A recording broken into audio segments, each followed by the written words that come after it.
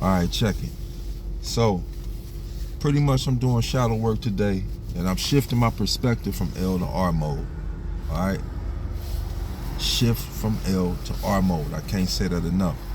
But upon doing my shadow work and doing so, the shadow work, for some reason, what popped up was the dichotomy between the two cards, the Lovers and the Hermit.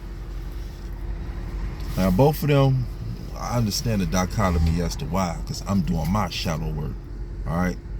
And so my moon sign is the Lovers, my sun sign is the Hermit. And both of these are in completion to the astronomical body Mercury itself. Like, you gotta do your own study, do your own shadow work, do your own study of yourself. This is an example to where you can apply it if you learn your study for yourself, how you can learn your planetary bodies. But this is why I'm huge on that law of gender, and why gender comes in effect, the masculine and feminine, because both aspects are the embodiments. And so what I'm gonna go into, I'm gonna read in a minute. I'm gonna read something that can be taken externally and internally. If you take it externally, take it externally. If that's how you feel you're meant to do so in this existence, do so in this existence. If you take it internally, take it internally. If you feel like that's how you're supposed to do so in this existence, take it like how you do so in this existence. Even in that form, that's gender in and of itself, because when I look at both of my signs, Virgo and Gemini, I look at my Gemini being the masculine, so that being the conscious, Virgo being the feminine, that being the subconscious. But even on the flip side, my Virgo is the sun sign, so that's masculine. Gemini is the moon sign, so that's feminine. I got a whole chart for it, like in regards to it constantly revolving and rotating and revolving. And Gemini being the air, Virgo being the earth. Air being masculine, earth being feminine. Constantly revolving, constantly revolving. So it's like almost a perfect yin and yang. You have to learn yourself, learn to love yourself, study and master yourself to build up your self-esteem. Get up to that solar plexus. Keep on growing. So, before we even go in, there's a couple things that I wanna let it be known. Well, the reason why it could be external or internal is because this is for my lovers. I ain't even going. I stopped this at this point right here. This is for my lovers, the people out here, because they keep coming across my feed. So the ones that seen they twins, the ones that got them soul connections, the ones that got them what they will call them divine unions. All right. You have a choice. You can either choose to go externally or internally. And so that's the dichotomy that we was about to go.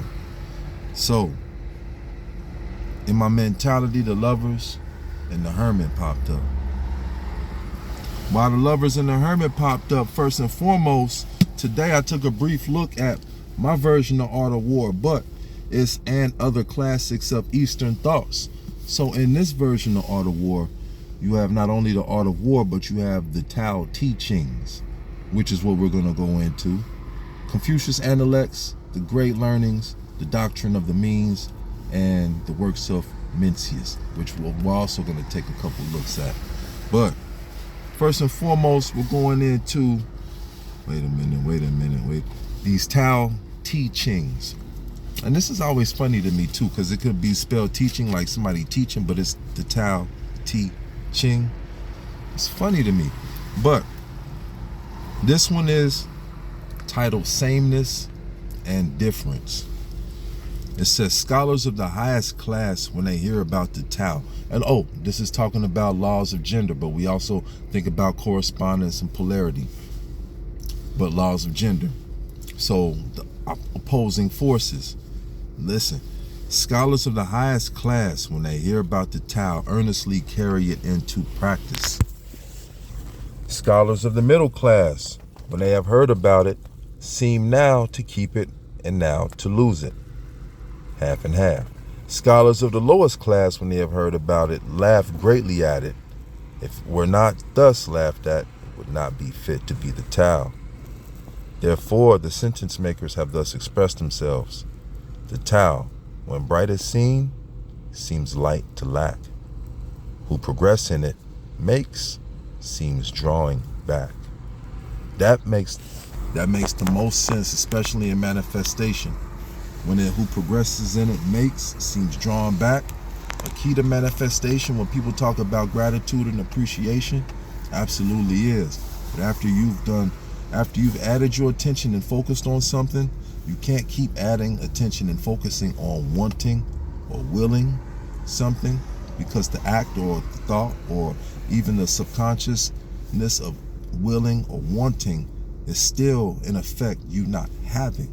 So when you get it farthest from your mind and you forget about it, then it pops up, and that's when it comes to you, or that's when it happens, or that's when you stumble across the love of your life. When you just stop thinking about it. Like first you praying on it, manifesting it, pulling it towards you, but you're still in the act of it not being there. But once you become whole and complete, you totally forget about it. It says, who progress in it makes seems drawing back. When you draw back, that's when the progress comes forward. It's even ways like a rugged track. I'm not going to go through all of them, but much the sameness and difference. So like I said today, correspondence, polarity, and gender. Now, before I go into what I can read that can be interpreted internally, externally, we're going to go into these works of Mencius, because Mencius says something that was fire as well. Hold on. And my apologies for slowing down the flow. Don't change the channel though. This ain't a means to change the channel. Just fast forward it to the point where we pick back up, because this is good information. Now, like I said, man, this is good information. Hold on. Where we at?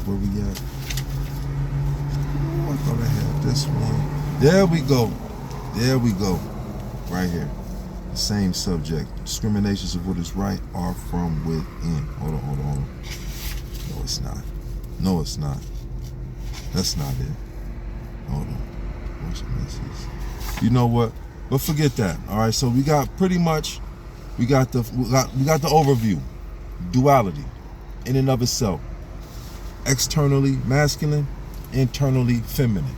My apologies for stopping the whole flow. Thank you for rocking with me and staying with me though. So, what the lovers symbolizes is, of course, union, but it also symbolizes choice. As a lot of people who have expertise in tarot know, be union or it can be choice. The hermit, of course, it goes. That's that inner focus where you're going in, inner self, deep reflection, deep reconnection. All right. So we're just gonna go into the shadow work. My apologies, y'all. I ain't gonna hold y'all on this great, beautiful day. Shoot, y'all probably like, man, what is he doing? Why is we? I got y'all right here. This for all the twins. This for all the twins and the lovers out there. They call this marriage of the soul to her beloved. Like I said to you, this can be taken externally or internally, depending on your path. I was meditating on my two sun and moon, which can be either the lovers or the hermit, externally or internally. Externally, it could be, because I wrote this down. Let me say this how I wrote this down, because it's going to sound way more poetic than if I'm trying to come like this.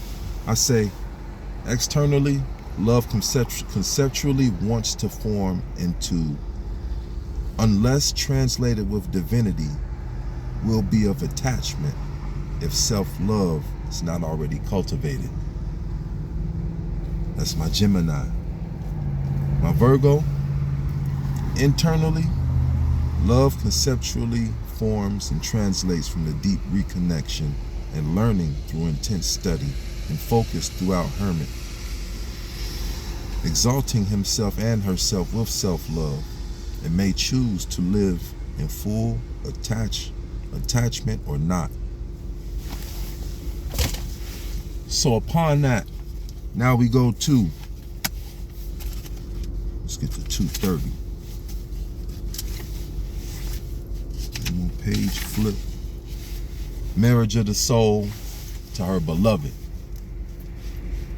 Then, by the Father's will, the bridegroom came down to her in the bridal chamber that had been prepared, and he decorated the chamber. This marriage of the soul is not like a marriage of the flesh. In the marriage of the flesh, those who have sex with each other become satiated with sex, and so they leave behind them the annoying burden of physical desire and turn their faces from each other. That's deep. This marriage of the soul is different. When the partners join with each other, they become a single life. Okay, so what I'm going to say is, and so when they says who have sex with each other externally, we'll say, we'll say my Gemini aspect wants it externally. Who have sex with each other become satiated with sex, and so they leave behind them the annoying burden of physical desire and turn their faces from each other. Now, don't even just think like when they're sleeping and they roll over and they have their backs on each other, but think about now you got the wandering eye, you out in public, you looking for other, because like it was so good. Oh, I wonder how it is with her. I wonder how it is with him. I wonder what he do. I wonder what she do. And they turn their faces from each other. That's deep. But it says, this marriage of the soul is different. It said, when the partners join with each other, they become a single life. Now, it's not only talking about that twin flame, that connection. If you felt that connection, that's a deep connection. That soulmate connection, that's a deep connection. But think about that connection. Twin flame with yourself, soulmate with yourself. You have your conscious and your subconscious. That's what we've been going in on. That's what we've been going in on. So then you make that connection. That's the marriage of the soul to her beloved. That's why I was talking about, then once that's your self-love is generated and found, then I could choose to live attached or unattached. So I'm wholesome regardless. It says, this marriage of the soul is different. They will become a single flesh. So these partners were originally joined to each other when they were with the Father, before the woman led astray the man, her brother. This marriage has brought them together again, and the soul has joined her true love and real master, as it is written. The master of the woman is her husband. Gradually, don't think of it, like I said, externally. I know the people gonna hear that like, see, the master of the woman is her husband. But you have to think of it like the master of the woman, the subconscious, is her husband, the conscious. And so when the subconscious is out of control, when she's when she's frantic or in fear, the master of her is her husband, the conscious. So when you breathe, you supply that consciousness down to the subconscious realms, down to the soul, down to the woman, and you have completed your union. Now, that soul, that union that they referring to here is complete internally. So then you can go seek that expression externally, as within, so without. But please, let's generate this love within first before we go seek this expression without.